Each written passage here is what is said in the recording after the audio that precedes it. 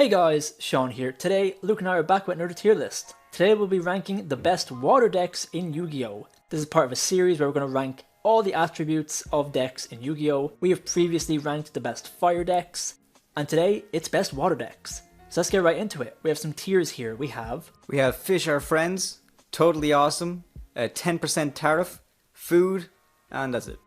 Alright, let's get into it. We have the best deck Konami has ever created. One of the oldest decks on this list, technically. We have Penguins. Penguins are totally awesome. Penguins are just the best deck in the game. We started all the way back in 2002 with Penguin Soldier, the best flip monster Yu-Gi-Oh's ever seen. When it's flipped face up, you return 2 monsters on the field of the hand, which honestly is not half bad. For like 2002 or like 2004, whenever it came out, that's a pretty cool effect. A staple of older Yu-Gi-Oh! The archetype is really cool, like genuinely. The gimmick of all your Penguin monsters having flip effects is really cool, and if focusing on flipping them up to get their effects off, it's just a really cool gimmick. They have received support over the years. They have some really cool cards like No Penguin, which essentially turns all of your effects of your Penguin monsters that return cards from the field to the hand. It turns them into banishing those opponent's cards, which is really funny because that's a really strong effect. Turning your Penguins into like Mirrorjades is just hilarious. And yeah, everyone loves Penguins, just the aesthetic is great. They're just silly little guys, and it's the best thing ever. Penguin Brave is a cool ass card, a really strong card for the deck, and yeah, it's just a really cool water deck. I wish it was the best deck in the game, because Penguins deserve to be the best deck in the game. But unfortunately, I'd call it totally awesome. I really like the fact that they use a lot of old mechanics in order to get them to pop off. Of course, using Penguin Soldier to bounce stuff back to the hand is really good, especially considering that that's a unique piece of removal that is quite hard to get around. So it is pretty good, and also with the No Penguin making it being banished instead of bouncing back is still pretty cool. What I really like about Penguins is the fact that it uses flip monsters, and I just really like old kind of like mechanics like that. And considering this also has an equip spell as well with Penguin Sword, I just like these old archetypes that use old mechanics like equip spells, flip monsters, and all that kind of stuff. I just think it is very, very good. Next up we have Sharks. Everyone loves Sharks, and while it might not be the best deck, it is the best deck in a lot of people's hearts, and I understand. Sharks are cool, so broken in fact that they had to be banned. Bahamut Shark is banned and it's never coming back, and it's all Shark's fault. Sharks would be tier 0 if it wasn't for the ban of Behemoth Shark. They're a deck that focuses on XZs, and the gimmick is that you can use like a level 5 Shark to go into like a level 3 or 4 XZs, which is really cool. Essentially, Sharks just go into Sharks. It doesn't matter what level they are. You'll XZ a Shark on a Shark and make another Shark. You have like your full armored XZs, stuff that kind of synergizes with them. Bahamut Shark, which is a crazy card, allowing you to special summon a rank 3 or lower XYZ water monster from your extra deck, which is just insane. Great synergy with Sharks, and even in pretty much any deck, getting you up totally awesome was just absolutely crazy. They're just really cool. I love XZ's decks, and you know, they're Sharks, they're like funny and cool. And the XZ's monsters are just kind of like, their aesthetic is just kind of crazy. I just really like Sharks. Everyone loves Sharks. Top tier deck. Next up, Umi Control. I mean, like, I would put it in the bottom tier, but it's not like half bad. It's just cringe. It's funny. It's really funny. I like Umi Control just because I think control decks are a good thing that you need to get used to in Yu-Gi-Oh! A lot of the best decks are control decks. I know we all love to do the wombo combos and just end on massive boards out of 2 cards, but still, control decks are still important to know how to use and know how to get around, and Umi Control is one of these decks that's easy to learn, cheap to pick up, and definitely, I wouldn't say it's a lot of fun playing it, but it is something that's quite cool. One thing that's really good about it is to have a legendary ocean, so they're relying on old cards that level manipulate. So with a legendary ocean, it's going to decrease the level of water monsters in your hand and on the field by 1, meaning that you're able to use that to just plain up normal summon your Kairu Shin without a tribute. And Kairu Shin basically evenly matches the field in a way that when he's on the field, your opponent can only control 1 non-water monster on the field. So considering how most decks are like dark and light and even fire, not a lot of people are playing water decks, it does mean that most of the decks go up against this only need to have 1 monster on the field, and they have to learn how to deal with that, which I think is just pretty cool. What I really like about Umi as well is that I built this deck to try and run along with sharks as well. So you can actually fit in a small Umi package to a few other like water decks too, which I just think is pretty cool. I quite like Umi control. It's not the greatest. It can definitely brick. There's a lot of bad cards you need to run in this as well. So definitely in the middle of the tier because it's not completely terrible. Definitely deserves a spot in 10% tariff. And just to clarify, Umi control, we are incorporating cards like Legendary Fisherman and stuff like that. Basically, like Mako Tsunami the deck. And we're not really going to talk about the Legendary Fisherman cards because they all suck. Next up, Mermail / Atlantean. We're grouping them together because at this point they're basically the same thing. Back in the day they might have been their own kind of unique archetypes, but at this point they're pretty much the same deck. They are top tier. Unfortunately, they're like really, really good. I know there's a lot of fans, I know like the deck is kind of like, it's loved by a lot of people, but the amount of like unfun stuff the deck can do, like barrier statue locking, like Mullen Glacier ripping cards out of your hand, Deep Sea Aria being able to look at your hand and take a card out until the end of the turn, it's very cringe. It's just a lot of like really unfun things that the deck can do. Now, it's a really cool water deck. It's cool that like this is a really good top tier deck that is water. Similar to how like fire decks became the top of the meta, it's really cool that like a water deck is really high up there, but it's just a bit cringe. However, I will say I really like the fact that they did combine two water archetypes into one really good functioning deck. Like Mermail and Atlantean, they're not just your own decks anymore. It is basically you have to run them both together because they do synergize with each other. So I think that's really cool. But for the most part, I think the strategy is kind of cringe. Nothing wrong with a combo deck in my eyes, like they exist, whatever. But a combo deck that can easily end on barrier statues and ripping two cards out of your hand, just a tiny bit cringe. Yeah, I definitely think the deck just, when they combined the two archetypes, they just made them be able to do a little bit too much. You can kind of see that with the way they hit them on the ban list. Last ban list they hit Bahamut Shark, and that was pretty much directly because of this deck in itself. Not only is this deck able to kind of like hand loop and mess with your opponent's strategies that way, but the fact that then they were able to just later go into Bahamut Shark and then be able to bring out Totally Awesome, which is an Omnigate right there.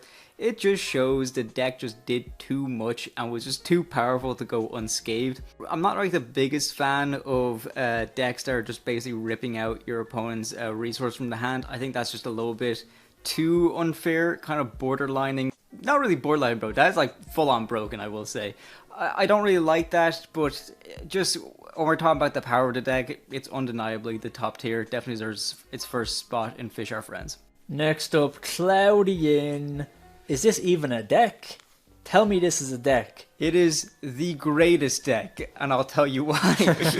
So Cloudian is funny because they have like a full consistent way to get to the Cloudians in themselves, but the only bad thing about them is that they do need some external help from other cards, such as Spirit Barrier and the Sanctuary in the Sky, in order to protect them.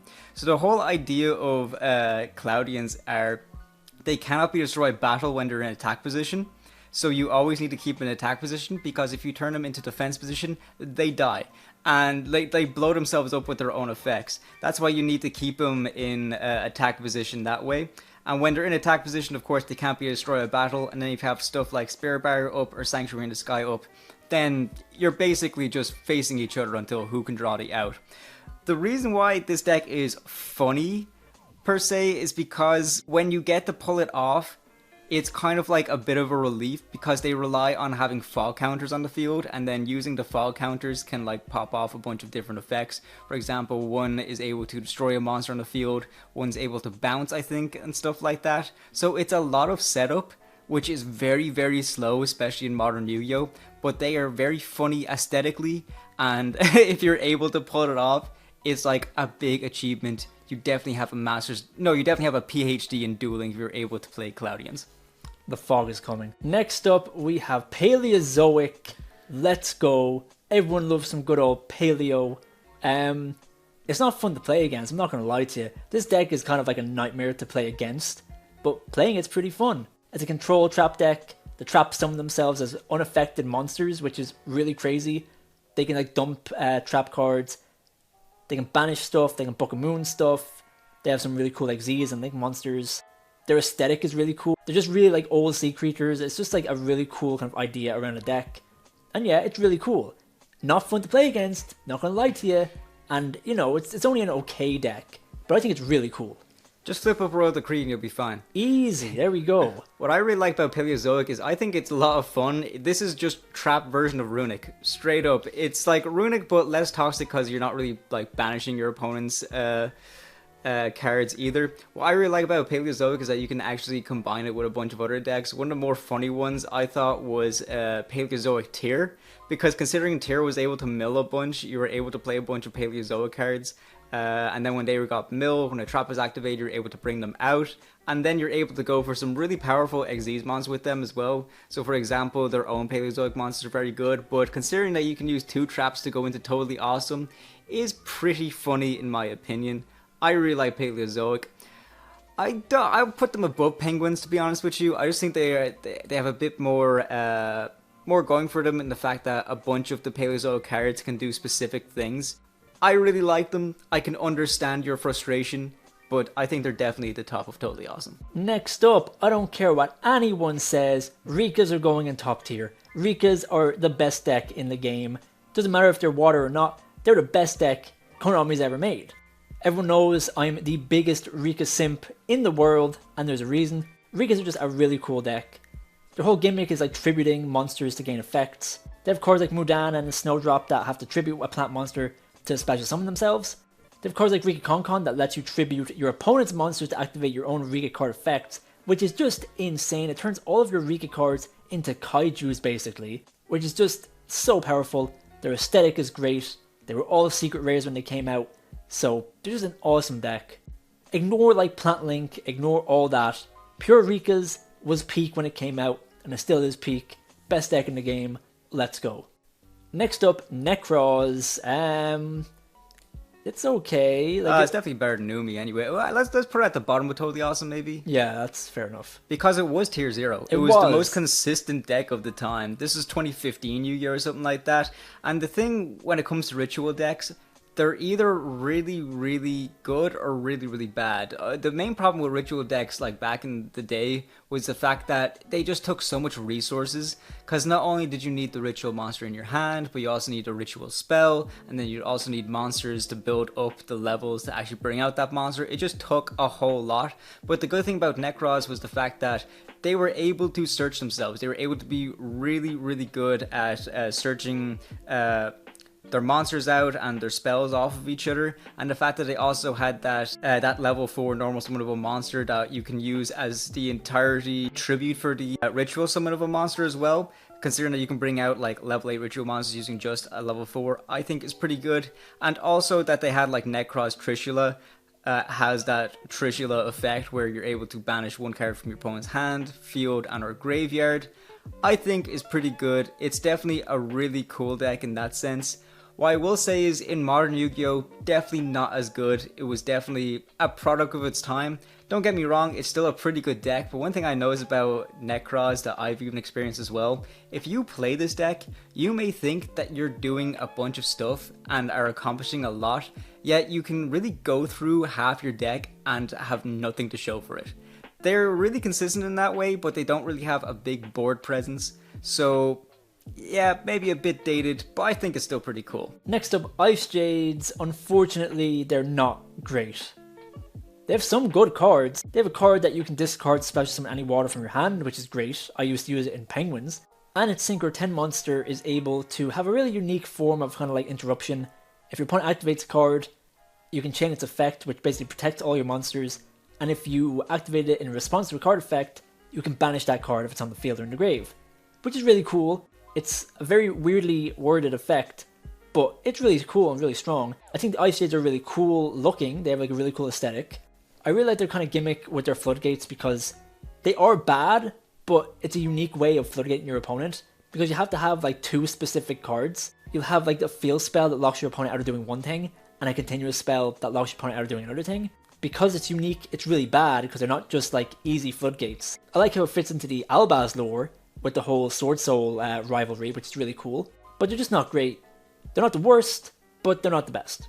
Next up, Crystron. Honestly, Crystron are really, really strong, but I just don't like the deck.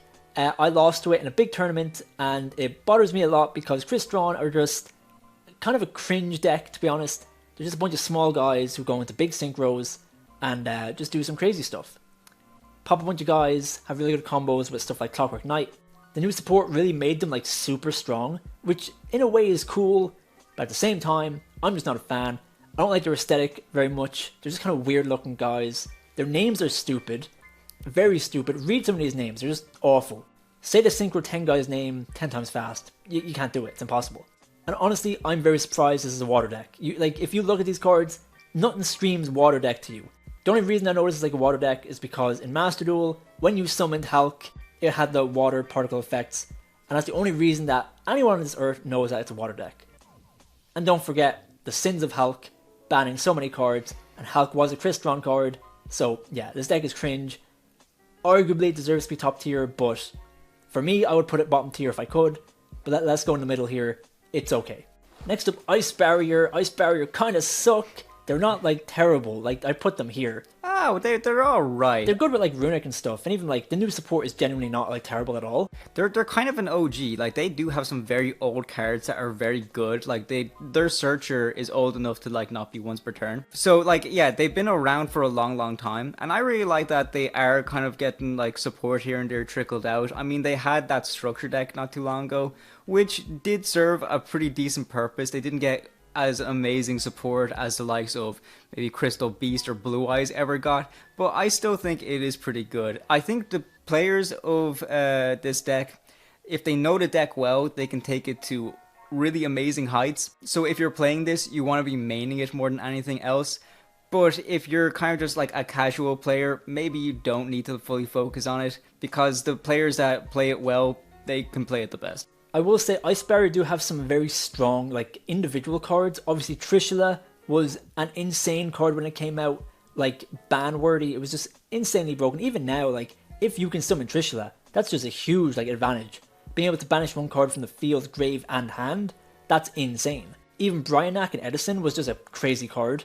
And the whole gimmick of Ice Barrier is, you know, putting up barriers, floodgating your opponent with cards that will like stop you from using spells, or like cards that will force you to discard a card, or it negates the effect of a card you use, which is really tough. At least we're not being vague about it. The deck's called Ice Barrier, they're going to stop you from doing stuff. Overall, it's a cool deck, and it's cool that you can play it multiple different ways. You can play it pure, you can play it with Runic. It's a fairly decent cool deck. Next up, Marincess! Let's go, everyone loves Marincess. Good old Cyber deck, everyone loves Cyber decks. Marincess is really cool, I'm just such a big fan of it. The whole gimmick is that you're basically turning like any one of your Marincess monsters into full combo pretty much. The deck is full of 1-card combos. Pretty much any Marincess monster ends you on the Marincess Link 4, which is a spell trap negate, and you can usually end up on the Marincess Wave Trap, which is essentially an imperm, but it's just better. And before Bahamut Shark was banned, you could usually summon Toad as part of your combos, which was just a fantastic boss monster to end on. Nowadays, I'd say you'd be either playing this deck pure, or you'd be putting in maybe a tiny Icejade package, because this deck can summon the Icejade Synchro 10, which is pretty good. But for the most part, I just like the consistency.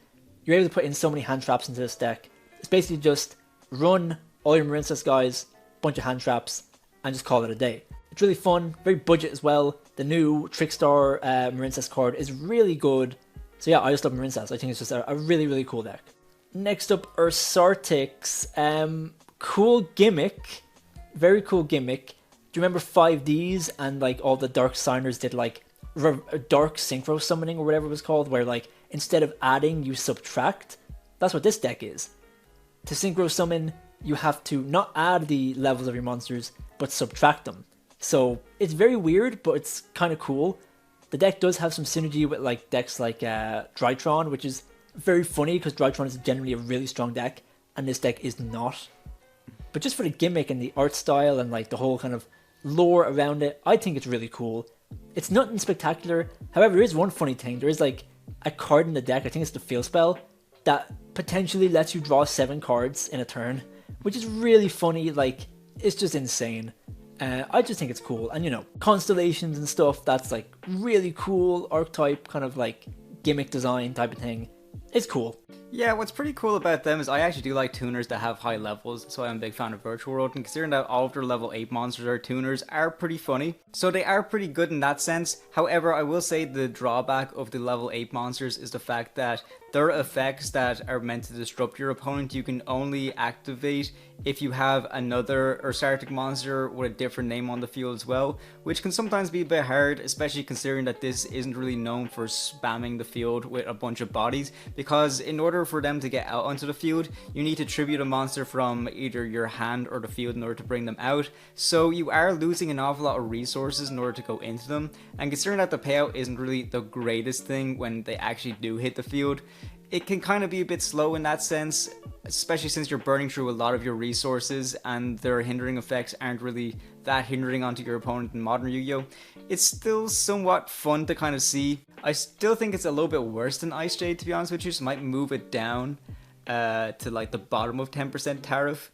Honestly, I'd borderline put it at the top of food, to be quite honest with you, because it burns through resources. And it's just not the best. It's just not great, to be honest with you. Definitely top of the food. Next up, Ghoti, another cringe deck. I don't know why. For some reason, at least in Master Duel, when this deck like first came out and was really popular, any Ghoti player just took 10 million years to play their turn, even though this deck ends on absolutely nothing. It's just annoying. The fact that they banish themselves and they come back from banishment, it's like a cool gimmick, you know, they're kind of like, you know, when they get banished, they're kind of like going into space or something, and they synchro summon on your opponent's turn. It's like very silly, kind of like fish synchro summoning, like haha. But it's just dumb and annoying, and yeah, I don't like it very much. Again, aesthetic is cool, space fish, like they look really nice. The boss monster looks like awesome. They've got some support, and it's like okay. But yeah, like I'm just not a big fan. There's not much to say about it. It is what it is. Next up, Dinomist, a progression series classic. Where are we putting this? I'd put it next to Penguins. Honestly, I really like aggressive decks. And Dinomists are very, very aggressive. They have high level monsters, but you're able to bring them out because they are pendulum monsters. So you're able to use any of the Dinomist monsters in your hand to just scale them and then bring out some really, really big, beefy monsters. They do focus a little bit on increasing their attack, so they're able to get up to a ridiculously high amount of attack. And considering that they're easy to scale out, is really, really a good benefit for them. You honestly don't even need to fully rely on extra deck gimmicks when you're playing these cards, just because they are quite powerful when they hit the field themselves. And the good thing about them is that a lot of them actually offer a bit of protection.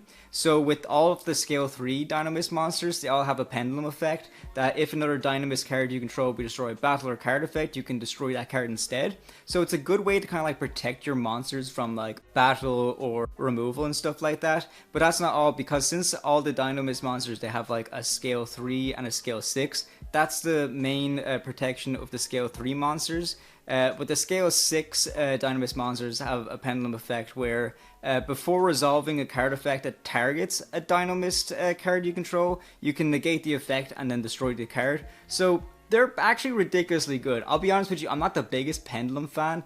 I've only played like maybe 1 or 2 Pendulum decks throughout the years. I played Deskbots and Endymion. So yeah, probably not the best at playing Pendulums or what Pendulums are capable of. But if I were to pick up another Pendulum deck, it would probably be this deck. I think it's a lot of fun and really cool. Next up we have Frogs. Now I may be a simp, but I'm not a fool. Frogs are the best deck Yu-Gi-Oh! Has ever seen. Meta relevant since day one, the first day they came out. This deck has been insane. Frogs are funny, they're cool, they're frogs. It's kind of ridiculous how good they are for just being level 2 frogs. Hardly any once per turns. They just keep coming back. They have some crazy effects.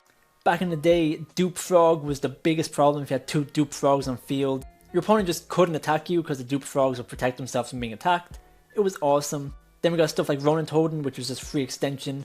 Still banned, by the way.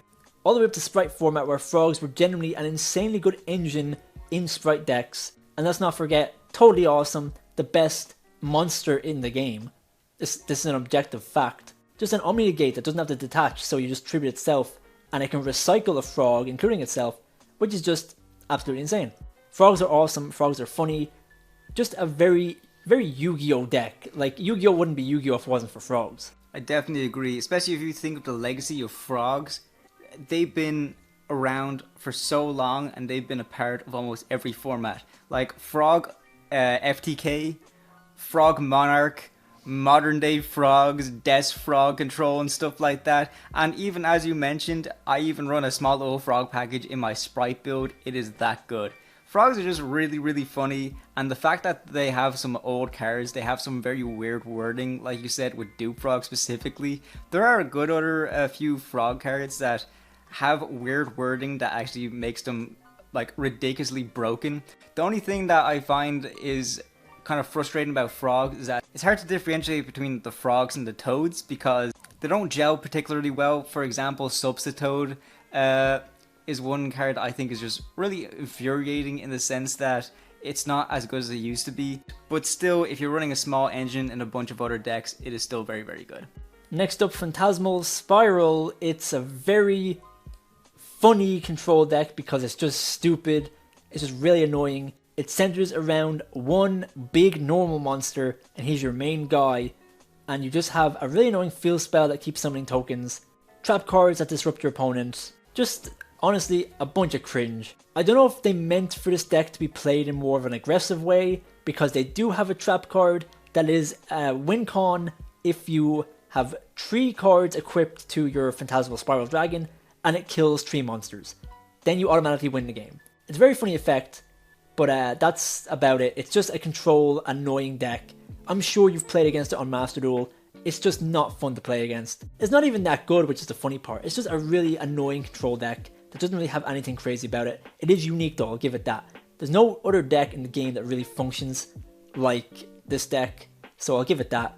It's a cool idea, a cool concept, but like, it's just annoying. Next up, Gishki. Gishki are not half bad. They had like a really good time with like sprites, so they're not half bad. Yeah, Gishki is another one of these ritual decks that has like a few ritual monsters that do have some pretty good effects, because another good piece of removal with Gishkis is that they have effects that send cards from your opponent's hand or field back into the deck. So it can be really good in that sense that if it sends back to the deck rather than going to the graveyard, your opponent can't take the full advantage of what they can do in that sense.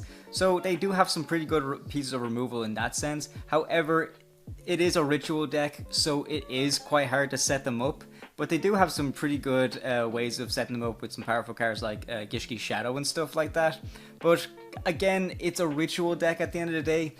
It can be really, really hard to just set up the monsters when they come out. But when the monsters do hit the field, they do have some pretty powerful effects. So they do deserve to be up there. Probably on the end of Totally Awesome is the right place for them. And finally, we have Fish Synchros. Like, they're not very good, but I like them more than I like the other Fish Synchro deck. They're cool, like, you know, I keep saying it, but the aesthetic is nice. There's just a bunch of fish. We have like a whale, we have like a smaller whale. Swordfish guy, like, they're just kind of cool fish guys. There's nothing crazy to talk about. They're not that good, like, they don't really have kind of like a synergy. They're just like fish, but, you know, fish are friends, but they're not that good. They're okay. Honestly, they're lucky to be in like the top of mid tier because, you know, they're fish. And that's it for the best fish deck tier list. Fuck. And that's it for the best water deck tier list. So let us know what you think in the comments. I'm pretty happy with this list. I think it's pretty good. If we missed any decks, let us know, but I think we pretty much included every water deck in the game. Let us know what tier list you want to see next. We still have Earth and Wind to do as attribute tier lists, so let us know what you want to see next. Earth is going to be fun because we have to talk about Ancient Gears, the best deck in the game.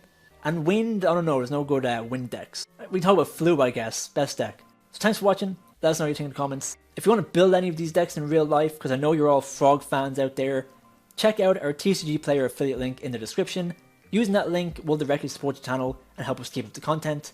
And if you want to support us in another way, we do have memberships, so check them out. Shoutouts to our member Kieran Thompson. We really appreciate the continued support. So again, thanks for watching and stay tuned for more tier lists.